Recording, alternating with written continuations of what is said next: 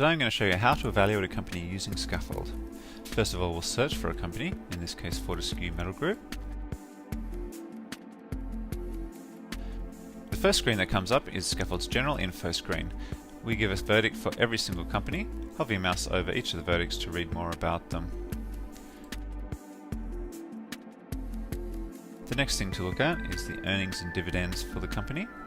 You can see that the earnings per share has been quite low and in negative for quite a while, but since 2009 it has been growing and there are forecasts that it will continue to grow. If you look at the dividends per share, you can see that 2011 is the first year that dividend was paid, but there is a forecast that dividends will continue to be paid in the future. Skaffold's Capital History screen displays a company's history of equity, debt and performance.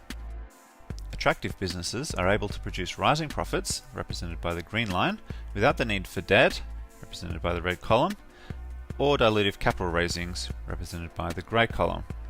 Such companies provide increasingly profitable return on equity, here shown by the blue line, without increasing risk.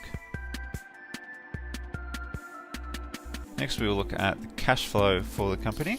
The most important thing to look at here is the green line, which represents funding surplus or gap. If the company has not generated enough cash in the year to pay for the business activities it undertook, as well as any dividends paid to shareholders, this green line will fall below the zero line. Next we'll look at the Scaffold Score screen. This chart shows you the history of the Scaffold Score for this company. You can see that in the past it started off as an A, fell down to a C, but has risen to a B more recently. You can also see that the performance of this company was 4 for quite a long time, but since 2009 has been growing.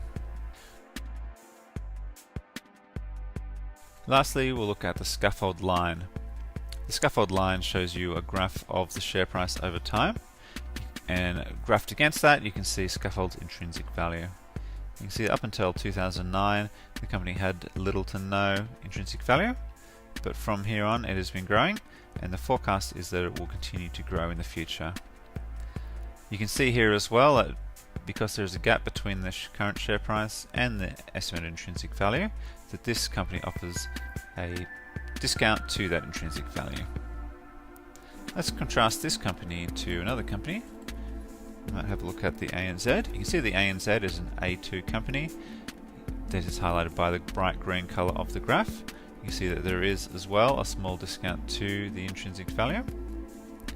Lastly, look at another company who doesn't look as good. You can see that Woodside is a C3, which is quite a low score for Skaffold. You can see that the chart is bright red, and you can see that the share price is quite a bit higher than Skaffold's estimated intrinsic value for this company. In this case there is minus 42% discount to that value, showing that it is quite overpriced. These evaluate screens are available for every stock on the ASX covered in Skaffold. Skaffold contains up to 10 years of historical data, as well as up to 3 years of forecast data from analysts.